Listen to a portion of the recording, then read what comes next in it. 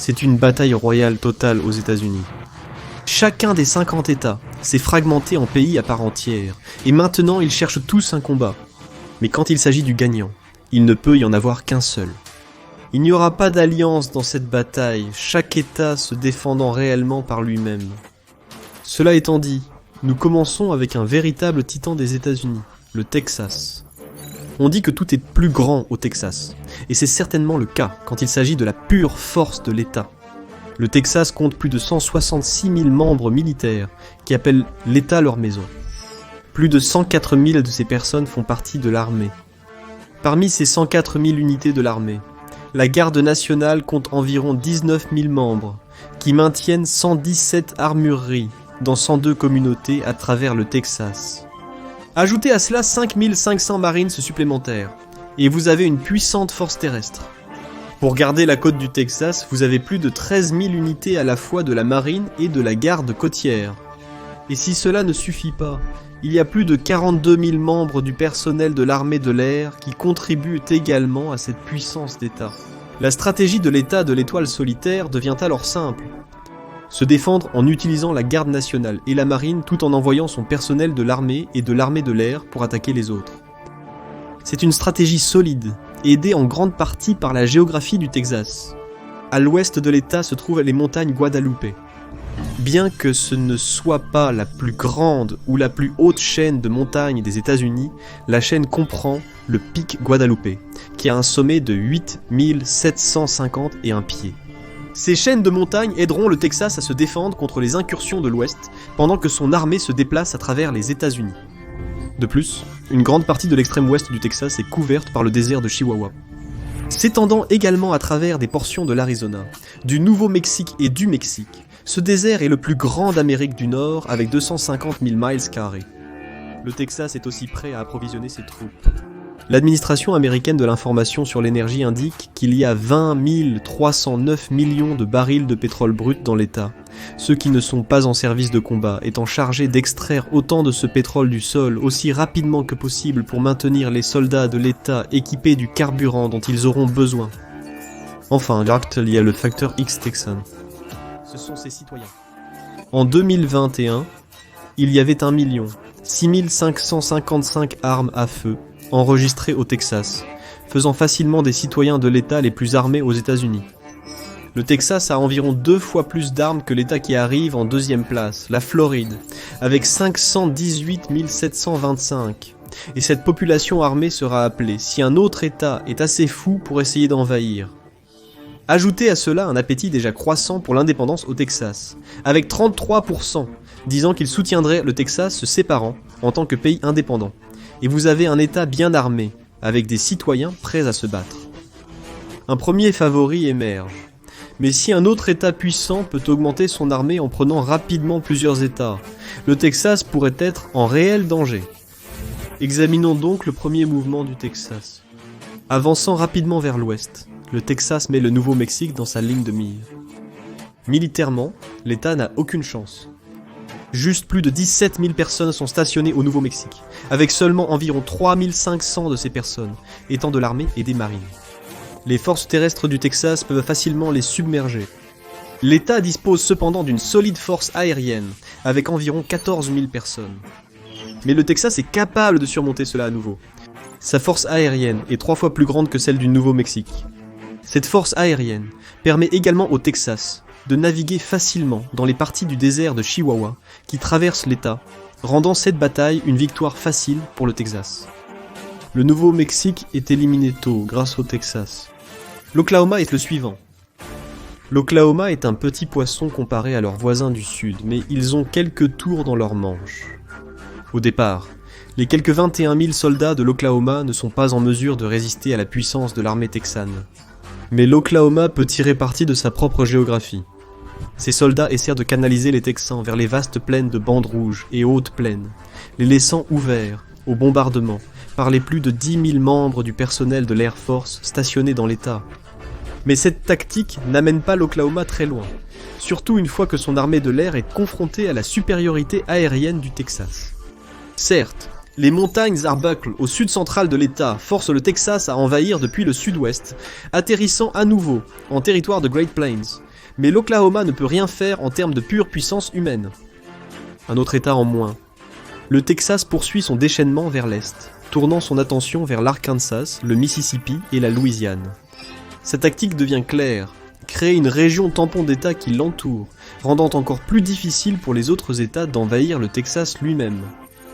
L'Arkansas tombe rapidement. Il n'a qu'environ 8000 militaires actifs au total, qui ne font pas le poids face à une armée texane plus de 13 fois plus grande. L'armée de 30 000 soldats de la Louisiane a opposé plus de résistance, bien que l'État offre également au Texas l'opportunité d'utiliser sa marine.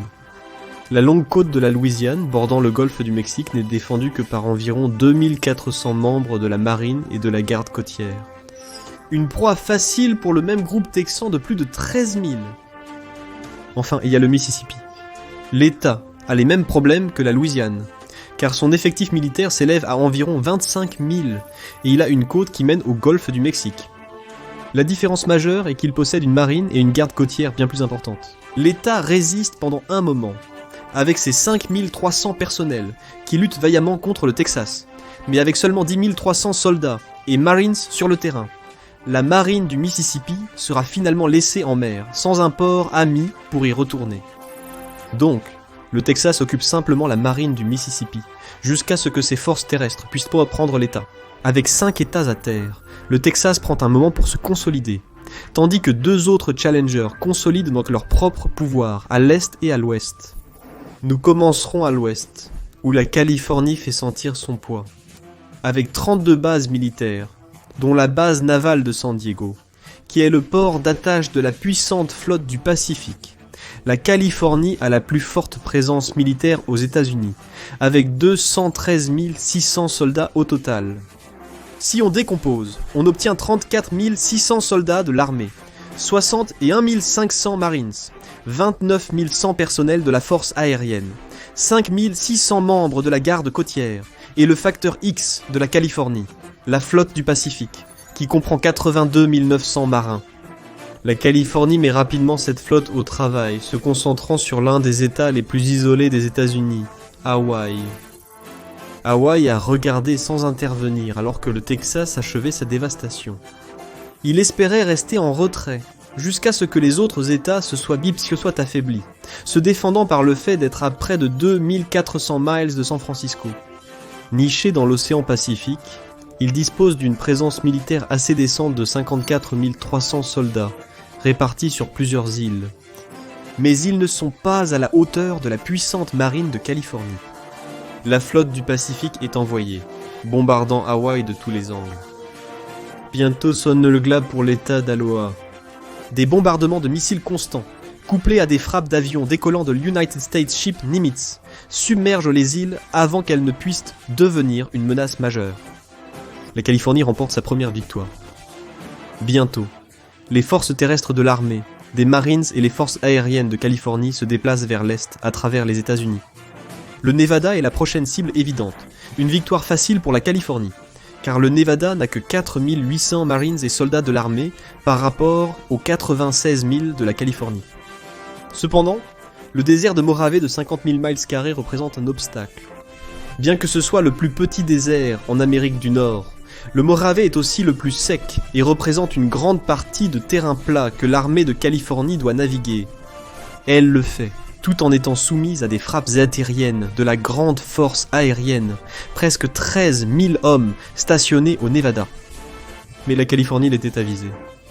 Elle a sa propre force aérienne, forte de 29 100 hommes, et elle utilise ses avions pour bombarder Las Vegas, Reno et partout entre les deux pour prendre le Nevada. Cette tactique d'une armée avec une puissance aérienne écrasante sert bien à la Californie lorsqu'elle attaque l'Oregon. À ce moment-là, la flotte du Pacifique a commencé à revenir de l'attaque d'Hawaï, et elle est utile pour prendre l'état du Castor. La Californie n'a presque pas besoin de mettre de bottes sur le terrain. Les 32 600 militaires de l'Oregon tombent rapidement face à la puissance aérienne et navale combinée de l'État. Pendant ce temps, le Texas a tourné son attention vers l'Arizona. La maison du Grand Canyon bénéficie de vastes étendues désertiques, ainsi que du canyon lui-même, rendant difficile pour une force d'invasion de marcher. Le problème est que le Texas a un avantage massif. Les presque 31 000 militaires de l'Arizona ne peuvent rien faire pour arrêter l'armée du Texas, qui est presque 6 fois plus forte. Et avec cela, le Texas arrive à la frontière sud-est de la Californie, préparant une autre attaque. La Californie a utilisé la flotte du Pacifique pour attaquer Washington à ce moment-là. Encore une fois, la force écrasante de cette flotte et ses frappes de missiles remportent la journée. Washington peut faire peu pour lutter contre la flotte du Pacifique lorsque sa marine et sa garde côtière ne comptent qu'environ 26 000 membres.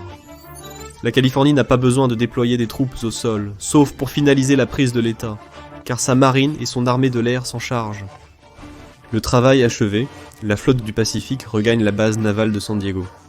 Elle devra rapidement passer en mode défensif. Le Texas prévoit d'envahir par le sud-est, en utilisant l'Arizona nouvellement prise comme point d'entrée. Ce n'est pas pour autant le chemin le plus simple.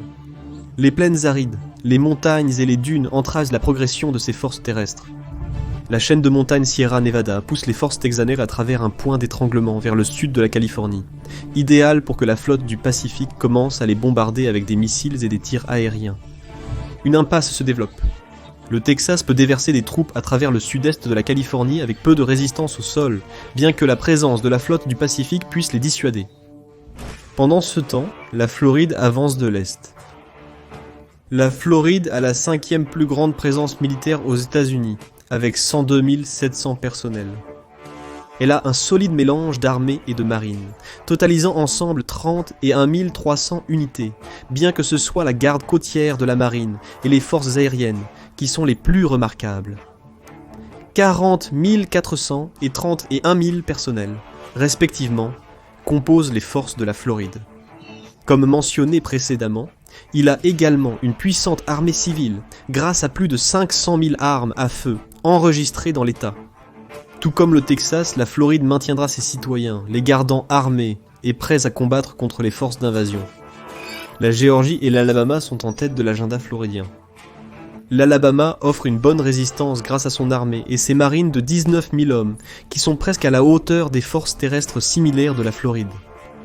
Mais alors que la baie, juste à l'extérieur de la capitale de l'Alabama, Mobile, donne à l'Alabama un accès rapide au Golfe, elle donne également à la marine supérieure de la Floride un itinéraire direct vers le siège de l'Alabama. Les 1300 membres de la marine et de la garde côtière de l'Alabama tombent facilement face à leurs 40 000 homologues floridiens. Il semble que les jours de l'Alabama soient en révolu. Cependant, la Géorgie pose plus de problèmes pour la Floride.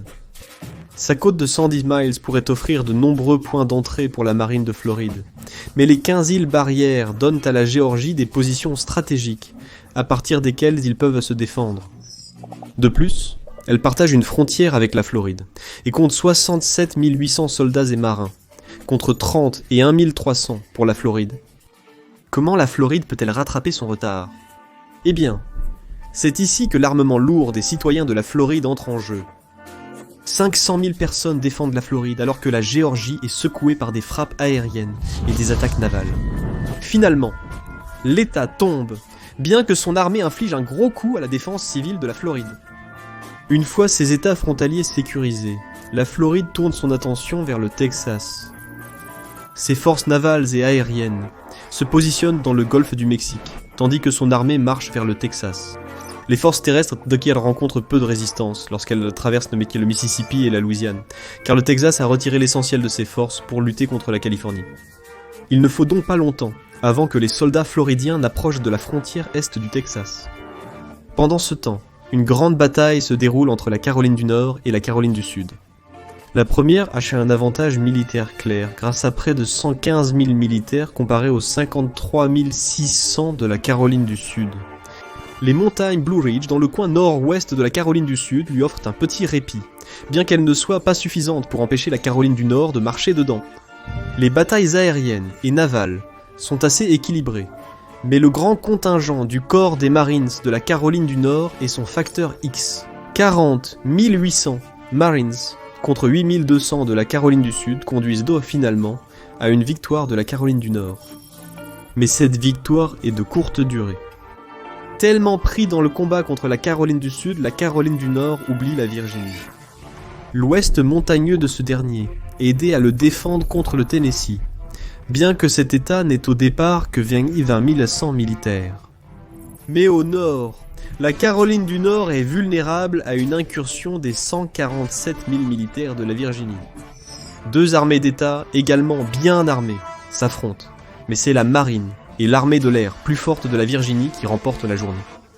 Une marine et une garde côtière forte de 84 700 personnes dominent la plaine côtière à l'est de la Caroline du Nord et permettent à la Virginie de prendre l'État. Le Tennessee est de nettoyer peu de temps après. Ces 13 400 forces de l'armée et de la marine ne faisant pas le poids face aux 45 500 comparables de la Virginie. La Virginie occidentale est une autre victoire aisée pour la Virginie. 5 200 militaires ne peuvent pas faire grand-chose contre les plus de 147 000 militaires de la Virginie. Le Kentucky suit rapidement. La Virginie comptant sur ses 15 800 membres de l'armée de l'air, nettement plus nombreux, pour contrer le fait que le Kentucky a 42 500 membres de l'armée sur le terrain, et seulement 1400 dans leurs cieux. Pendant ce temps, le Texas est en difficulté. La Floride se bat contre sa marine dans le Golfe, tandis que la flotte du Pacifique californienne attaque les troupes qu'elle essaie d'envoyer en Californie.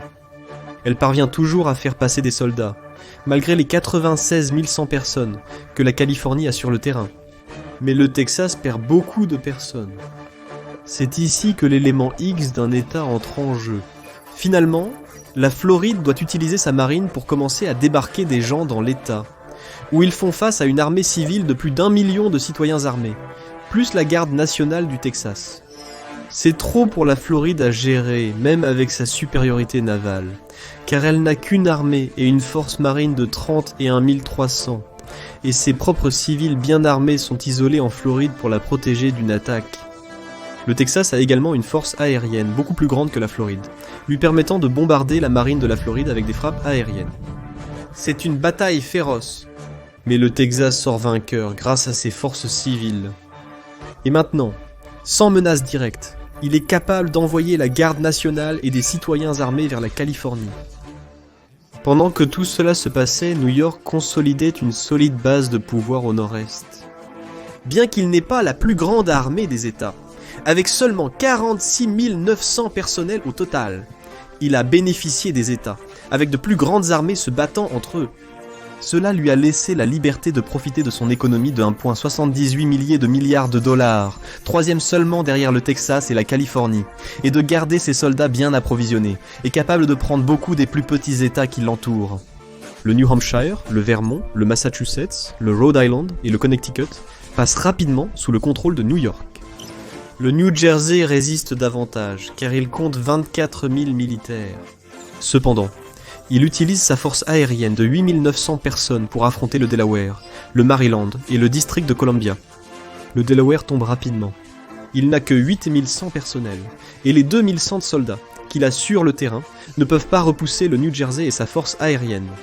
Ces deux derniers sont plus que capables de lutter contre le New Jersey, avec les 47 600 personnels du Maryland, qui comprennent 14 600 personnels navals et 12 200 personnels de la force aérienne, finissant par mettre un terme aux attaques du New Jersey.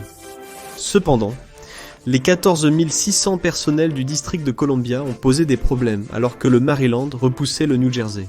Bien que le Maryland remporte également cette bataille, en prenant un deuxième État, il est sévèrement affaibli et ne peut se défendre contre la puissance économique de New York.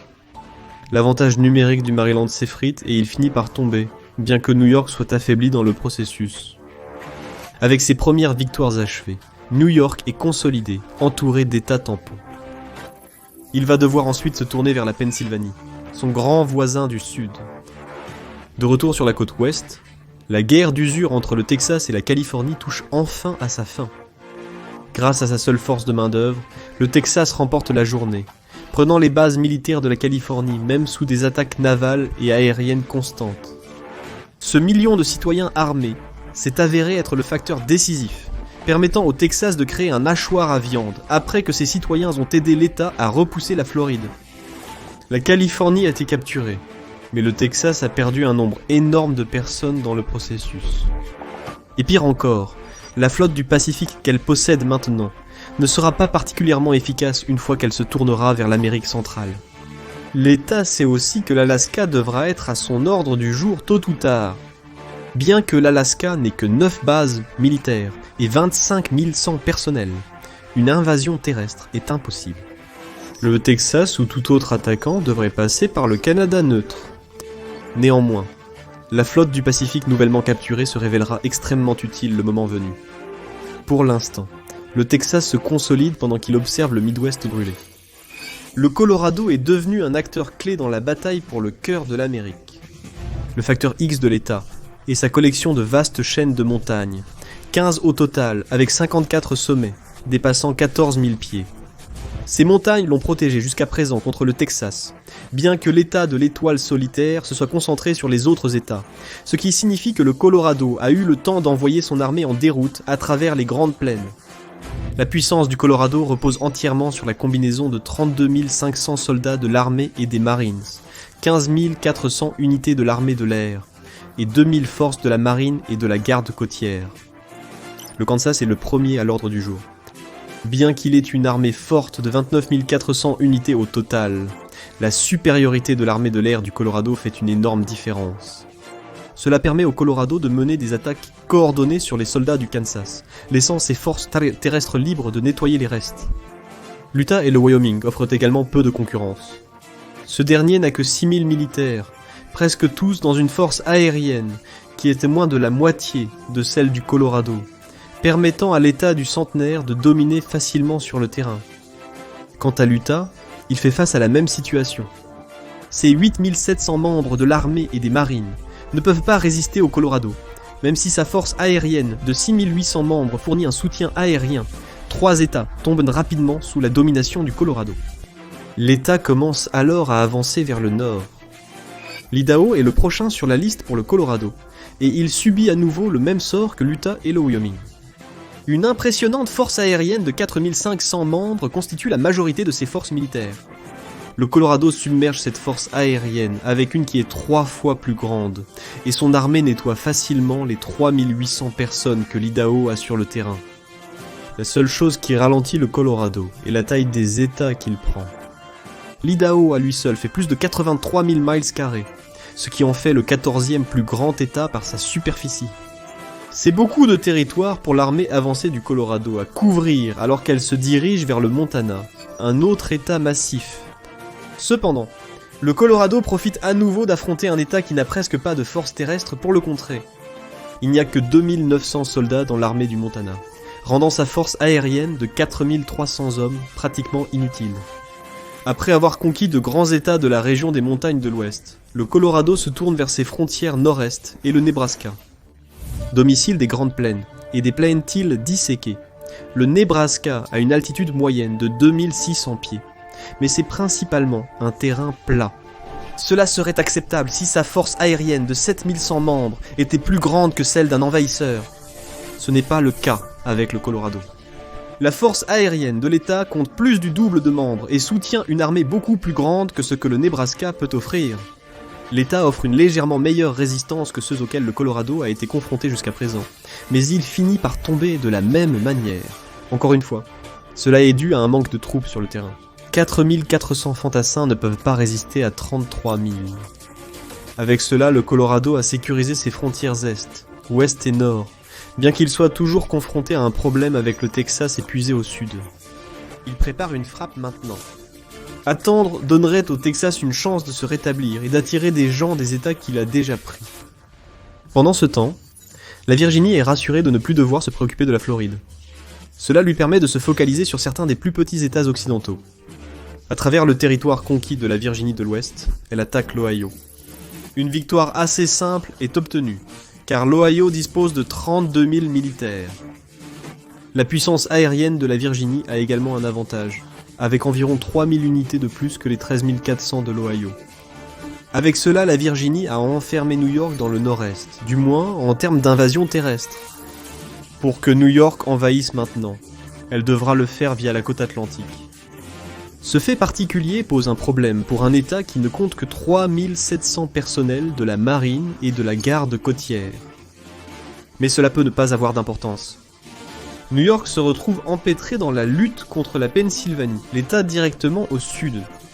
Certes, La bataille ne dure pas longtemps, car la Pennsylvanie a presque 2 fois moins de personnel militaire, avec 27 700.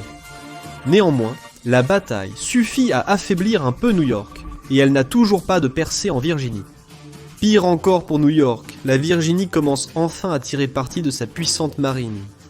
Alors que 50 et 1000 unités de l'armée et de l'Air Force se dirigent donc vers l'Indiana et le Michigan, les 96 400 unités restantes de la marine, de la garde côtière et des Marines remportent facilement la bataille de la côte atlantique. New York ne fait pas le poids. Ces 3700 membres de la marine et de la garde côtière offrent peu de défense à l'assaut naval. L'Indiana est par la suite anéantie par l'armée envahissante de Virginie. Avec seulement 17 200 militaires à son nom, l'État peut à peine opposer beaucoup de résistance. Malgré le fait que près de 45% de sa population possède des armes, l'armée de Virginie met fin à toutes les ambitions que l'Indiana aurait pu avoir de devenir l'État le plus fort d'Amérique. Le Michigan subit le même sort. Avec une force de taille similaire de 15 400, il est encore loin d'être assez fort pour affronter la Virginie, ce qui résulte en l'État dominant presque toute la côte Est, ainsi que lui donnant une chance de s'enfoncer plus profondément dans le centre de l'Amérique. Il aura bientôt cette chance alors que le Colorado lance son attaque sur le Texas. Le plan du Colorado est de frapper rapidement après la défaite du Texas face à la Californie, afin de lui donner un avantage. L'État de l'Étoile solitaire a perdu des dizaines de milliers de membres de son armée, ainsi que plusieurs centaines de milliers de ses citoyens armés lors de la prise de la Californie. La fatigue de la campagne est à un point où les 50 000 combattants du Colorado pourraient avoir une chance. Le problème pour le Colorado devient cependant apparent, alors qu'il navigue dans ses propres régions montagneuses du sud. Les mêmes montagnes qu'il avait protégées du Texas servaient également à protéger le Texas du Colorado. Un passage difficile à travers ces montagnes conduit à l'épuisement des soldats du Colorado au moment où ils s'engagent avec le Texas. Et pour la première fois, le Colorado se retrouve également du côté perdant de la bataille aérienne. Avoir plus de 15 000 membres du personnel de l'armée de l'air a peut-être fonctionné lors de la prise de nombreux États voisins. Mais cela ne fait pas le poids face à une armée de l'air texane qui est environ 3 fois plus grande. Les tentatives d'invasion du Colorado s'avèrent être une folie. L'Est est rapidement vaincu, ayant à peine réussi à dépasser ses propres montagnes du sud. Entre-temps, la Virginie est laissée pour affronter le reste du Midwest américain. Le Wisconsin tombe assez facilement, ses 13 300 militaires ne faisant pas le poids face à la Virginie. Il en va de même pour le Maine, avec seulement 4 100 militaires. Cependant, la Virginie rencontre plus de résistance lorsqu'elle affronte l'Illinois et l'Iowa. Le premier doit être pris en premier, car le dernier profite du fait que l'Illinois se trouve entre lui et l'armée mobile de Virginie. Avec 42 500 militaires, l'Illinois a une solide chance contre la Virginie qui s'affaiblit. Le problème est que sa marine est stationnée à la station navale des Grands Lacs. Il garde des eaux que la Virginie n'a pas l'intention d'utiliser. Avec ce problème, l'Illinois ne peut guère faire plus qu'utiliser la marine pour lancer des frappes de missiles depuis les eaux sur son propre territoire. Ce n'est pas suffisant pour arrêter la Virginie alors qu'elle prend l'État. L'Iowa est rapidement ravagée. 10 900 militaires ne font pas le poids face à la Virginie. Pendant ce temps, le Texas observe et attend. La Virginie poursuit sa campagne de destruction. Le Minnesota tombe également bientôt, avec une présence militaire dans l'État de seulement 17 700 personnels. Le Missouri, par contre, pose davantage problème. Il compte 29 800 personnels, dont 21 200 sont des Marines et des soldats de l'armée. Il fortifia le fleuve Mississippi, qui constitue la majeure partie de la frontière orientale que la Virginie doit pénétrer, et force les armées virginiennes à une bataille d'attrition. La Virginie demeure néanmoins en tête. Elle a un avantage numérique fort, mais elle perd des milliers de combattants dans le processus. Ces pertes ne suffisant pas à empêcher le Dakota du Sud et le Dakota du Nord de tomber, avec leurs armées de 7 600 et 11 500, respectivement. Cela laisse finalement à la Virginie un seul endroit où aller ensuite. Texas. Alors que la Virginie se prépare à attaquer, le Texas s'est rétabli et a refait le plein, grâce à son économie solide et ses énormes réserves de pétrole. Sa flotte du Golfe a navigué autour de la Floride et sur la côte atlantique, où elle affronte la marine de Virginie, à la station navale de Norfolk. Quant aux forces terrestres, texanes. Elles peuvent avoir été épuisées. Mais elles sont encore suffisamment nombreuses pour attaquer la Virginie, surtout que l'État a dépensé tant de ses soldats dans le Midwest. Le Texas prend la Virginie juste avant que l'État ne puisse lancer une attaque de son propre chef. Il ne reste plus au Texas qu'à utiliser la flotte du Pacifique qu'il a capturée en Californie pour attaquer l'Alaska isolé.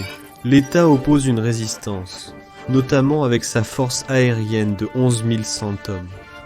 Les eaux agitées du golfe d'Alaska rendent également difficile la coordination des attaques par la flotte du Pacifique. Mais au final, cette puissance maritime est suffisante, surtout lorsqu'elle est double combinée avec les avions de chasse et les hélicoptères décollant des porte-avions de la flotte du Pacifique. L'Alaska succombe. Et avec cela, le Texas se tient victorieux en tant qu'État le plus fort des États-Unis. Bien sûr, c'est juste l'un des nombreux scénarios possibles qui pourraient se produire si les États d'Amérique se retournaient les uns contre les autres. Pensez-vous que le Texas gagnerait ? Un autre État pourrait-il légitimement défier sa suprématie ? Dites-nous ce que vous en pensez dans les commentaires. Si cette vidéo vous a plu, regardez aussi notre vidéo sur pourquoi le monde entier craint les États-Unis, militaires, ou cette autre vidéo qui pourrait vous plaire. Merci d'avoir regardé, prenez soin de vous.